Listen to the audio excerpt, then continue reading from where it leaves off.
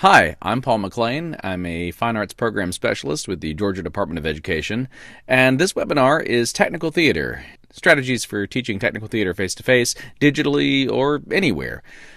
Depending on your program, you may teach technical theater in an actual theater space with a full season. The technical theater students actually build for the shows, run lighting, sound, and stage management for your actual live productions. And that is absolutely ideal. But many schools don't have that same luxury. Oftentimes we are forced to teach technical theater and we don't necessarily have access to all of the same lighting equipment that other schools might have available to them, or even the same permissions to use certain power tools or some of the resources necessary to build the sets. So how do you go about actually teaching the standards of technical theater when you don't have access to those resources directly available? Another situation that happens, as the pandemic has taught us all, is sometimes you have to teach technical theater in a remote location. And this can initially provide a very serious challenge because obviously you can't go over the same sorts of safety drills with students, teaching them to physically use the tools necessary to build scenic elements or actually have their hands on lighting elements if they're not in the classroom or in the theater space with you. But there is a way to address the bulk of their elements that are in the standards for the Georgia Standards of Excellence. And the way to do that is to primarily focus on design. So let's take a minute real quick to talk about what the technical theater course is. So according to the Georgia Standards of Excellence, the technical theater course is broken into 4 possible courses. There's Tech Theater 1, which is an introductory course that explores the definition, design, and use of technical elements associated with theater sets, props, costumes, makeup, lights, and sound. Then there's Technical Theater 2, which enhances Level 1 skills and introduces aspects of student design, creation of lighting, sound, properties, costumes, and makeup design while offering opportunities to apply skills in these areas. Tech Theater 3 enhances Level 2 skills in drafting and set design and includes in-depth exploration of light operation, sound operation, stage management, costume construction, set development, makeup, and production staff. Then Tech Theater 4 focuses on enhancing Level 3 skills and offers opportunities to solve problems in supervising and managing all aspects of production. It explores technical directing and directing responsibilities with opportunities to apply skills in these areas. Now, each of the standards associated with all of those classes are the same. The only thing different is the actual course description and the rigor that your district decides to put in each of these courses so that there is a progression and advancement. A vast majority of these standards can be done without directly being hands-on. There are references to hands-on in terms of the producing, where you not only explore, but you also produce an appropriate series of design documents, for example, in production, or you actually build. There's reference to understanding the difference between stock and non-standard material. But they're all written in a manner that you explore and or produce. And this is done for 2 reasons. One, an acknowledgement that not every district has the capacity to explore technical theater in the exact same way. The other reason they're done is in an effort to make sure that there is a possibility for distinguishing Tech Theater 1 from Tech Theater 2, 3, and 4. So the idea is, if you take, for example, the second artistic process, producing, and go down to the element E under produce technical elements in theater, E says explore and / or produce an appropriate series of design documentation. And that's done in order to suggest that you, in your Tech Theater 1, maybe that's where you do the exploring, and then producing, or actually the hands-on step, would move into those later classes. So what the Georgia Department of Education has done is put together a series of sample assignments for a full course's worth of Technical Theater 1. And all of these lesson plans focus primarily on design. Now, obviously, in an ideal situation, you would need to expand that and actually go through all of the safety drills necessary with using tools and have a hands-on experience. Some of the lesson plans actually employ the Georgia Thespians technical challenges that are hands-on. This may not actually be doable in a remote setting, but we're going to focus today on the things that you could do both in class, digitally, or in a completely remote setting. So first, let's take a look at the resources available for technical theater that are in the TRL. The TRL is the teacher resource link. You can access this through the SLDS, which is the statewide longitudinal data system. It is a little complex to actually get into that way. Another way to get into the TRL is to go through the public link, which is located on the Georgia Standards page, which you can see by going to georgiastandards.org and then clicking on the public link. The best way to do it for our purposes, I find, is to go through the GADOE Fine Arts website. And on this website, we actually have all of the available resources, both digital resources and face-to-face instruction as far as lesson plans, unit plans, and resources for the classroom, all hyperlinked from the public TRL into one PDF document. So if you go to Godot Fine Arts, go down to the instructional framework section, click on the theater section, and then in that you can actually search by class, and then all of the available resources are hyperlinked there, and we will update those from time to time. So you sort of can check back and see if that has anything new, or if you have any questions, or if you think something should be added. By all means, please contact us and let us know. So what we're going to do is go over the outline of the sample curriculum that is set up in the TRL. And this is split into 5 units. The first unit is Technical Theater, Unit 1, People, Safety, and Tools. It's a full unit focused on specifically the people associated with technical theater, safety procedures and documents and training, and then tools that are commonly associated with all aspects of technical theater. This is a 4-lesson plan unit. Units 2, 3, 4, and 5 are all going to be about different areas of design. So Unit 2 is on scenic design. This is a 6-lesson plan unit. Unit 3 is going to be on costume design. This is a 5-lesson plan unit. Unit 4 is on lighting design, and this is a 5-lesson plan unit. Unit 5 is sound design, and this is a 3-lesson plan unit.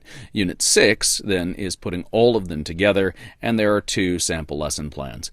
We want to be really clear. All of these lesson plans, this entire structure, the curriculum guides that we're going over, are simply supplemental. They are meant to be a way to look at a possibility of exploring the standards. However you explore the standards in your classroom is absolutely perfect. Districts decide how the standards are explored. The DOE doesn't do anything with actually enforcing a specific set of curriculum, because you need to be able to look at your students and determine what's the best way to address these standards and skills. And being in the classroom and being in your own district is the best way to figure that out. So if some of this looks like it's completely different from the way that you handle your own technical theater class, that's fine. The only thing that the Professional Standards Commission is worried about is making sure that all of the standards are addressed. So it is important every now and then to look back at your curriculum and make sure that all of the standards are hit at least twice throughout the course of going over all of your material.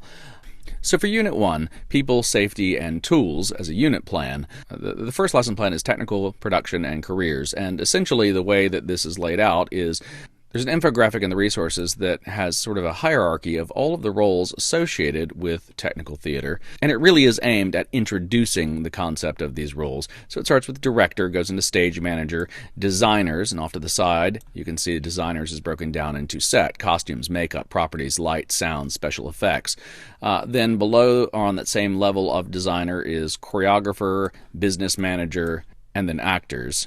Below that, if you follow the designer line, which we are going to focus on primarily, although in technical theater you could follow the business manager as well. For designer, underneath that we have technical director. Below the technical director we have on the same level construction build crew, scenic painters, costume technicians, master electrician, and below that we go into show running crew. So it really is just the bare bones. Now obviously each of those can be broken down into even more detail, but for the purposes of introducing this to students for the first time, it's a pretty functional infographic. Then in Lesson Plan 2, we focus on careers in technical theater. So this lesson plan comes with a careers assignment, which actually goes through, which allows the students to research on their own and bring the information back to the class about specific technical theater related careers. So they would need to study and report back on the educational requirements, skill requirements, job market availability, average yearly salary, the job responsibilities, career organization, and 2 well-known people in that field. Where do they work and how have their careers formed? For Lesson Plan 3, we move into production meeting and calendar planning. This goes over the basic functions of what production meetings and production meeting schedules are like. It has a blank calendar graphic set up and goes over how you could set up a series of production meetings and how those generally should function for multiple areas of design. And then last but not least, and frankly the one that you tend to spend more time on if you are in a face-to-face setting is the lesson plan 4, which is safety and tools lesson plan. This comes with a full PowerPoint. One of the questions we get a lot actually is, we're starting a new technical theater program. Do you have a list of requirements of things that we might need in the actual space? And the answer is no, we don't, because we can't actually endorse particular products. However, we do have a series of opportunities to learn, or OTL standards, that have been created by EDTA, the Educational Theater Association, and that goes over specs that you might need for a space and for safety. And in those documents, it actually talks about exactly how much space you need, what are the categories of instruments that you might need. So it doesn't go into details, but it does talk about some of the lighting requirements you might need for a space, some of the sound requirements, mics, amps, soundboards, lighting boards, those kinds of things. So that might be a good place to start. Another good place to start is to take something like this PowerPoint and look through all of the categories. So in this theater safety and tools, we have some basic outlines of safety. Now, in this section, we actually have a series, again, not of specific tools, but are categories of tools, and this might be a good way to figure out what sort of materials would be useful if you were starting a theater. So here we have measuring tools, and there, in the measuring tools section, there is a tape measure as well as a speed square.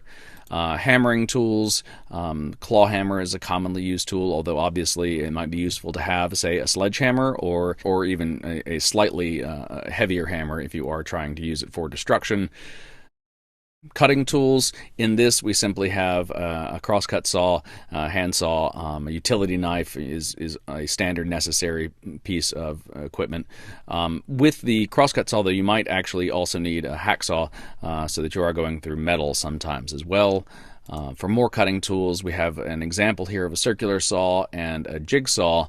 Although many theaters also include a table saw, some folks have an actual band saw, which is fantastic. A radial arm saw is common if you have the space and area for that. But the reason we list specifically the circular saw and the jigsaw is even if you're operating out on the driveway behind your theater, or right outside of a classroom, you can use these small handheld tools to actually accomplish most goals. Clamping tools, crescent wrench, C-clamp, for example. Quick grips are great for a student to get used to using as well. More clamping tools, we have pliers, needle nose pliers, and diagonal cutter used for cutting soft wires. And then fastening tools. A drill, handheld power tool. It's generally advised to have not only some battery-operated drills, but also some corded drills. Now, the corded drills are slightly more dangerous, as they tend to be a little more powerful if they're used incorrectly, so it really is important that you set up rules for how to use those tools before you actually set the students up on specific projects. The same is true, obviously, with the saws. More fastening tools, standard set of screwdrivers, both Phillips and flathead. Staple guns and a hot glue gun. Those are often used in a scene shop, as well as safety tools. It is crucial that goggles are there for every student. I tend to advise students to actually buy their own personal goggles and personal gloves for disease purposes.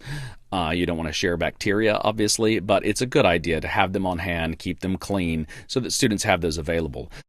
Generally speaking, too, it's a good idea for students to not necessarily dress out for technical theater if they are face-to-face, but to have maybe a second pair of shoes or a large shirt that they could throw on if they happen to be painting. So this overview of safety tools, safety and tools, is a good way to sort of get an idea of what are some basic categories of things you might want to purchase for your program, or where some holes might be in the equipment that you currently have. If you have a thriving theater program with a huge technical theater shop, you probably have most of these things already. Safety in detail. Now, this is set up for, again, just a sample of what you might want to do and have as a safety outline. Typically, this safety detail not only should be introduced in the unit, but also posted in the shop somewhere if possible, if you are working face-to-face. But again, it's a good idea to make your own. It's fine to look at other people's resources, but really you want to decide what are the rules that fit your school. Often schools that have an engineering department, for example, or a wood shop will already have a series of safety outlines, and you can use those to develop your own specifically for the theater shop. Now again, the safety section, if you're face-to-face, is going to be something that you spend a lot of time with. However, if you're not face-to-face, the safety concept is really more of a concept because you're not going to be having students build things in full scale if they are in the digital setting. Usually speaking, it's possible for them to do that, but then you're relying on what resources those students have available, and it's not the same as if the students are using the tools in your shop, in your school. So, that is the first unit that goes over who the people in technical theater are and some general safety guidelines. For the remainder of this webinar, we're going to talk about all of the areas of design. So before we get into that, we want to talk about sort of a threefold or fourfold approach that we have for each of these areas. Now again, these lesson plans were written so they would be accessible to any school, anywhere, at any stage. So the very beginning of each of these is an overview of what that area of design is, what it does to contribute to the play or the experience of the audience, and an overview of the principles of that design and how they function. Then the next section would be hands-on. So for scenic design, it would be building a model. For lighting design, it would be journaling about light and or using online lighting platforms. For costume design, it's creating costumes out of found materials. The ideal situation is, of course, for them to do these types of exercises and then actually build a design or be involved in the design process and build for a live production of theater somewhere. Most of the time that's possible within a school's theater setting, but not always.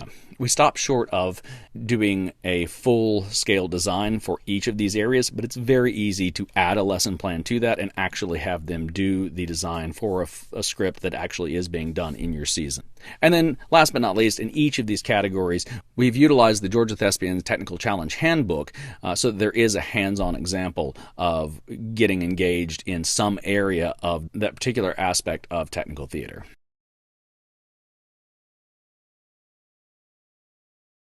For additional questions, please contact the Fine Arts team, Jessica Booth, Paul McLean, Casey Hall.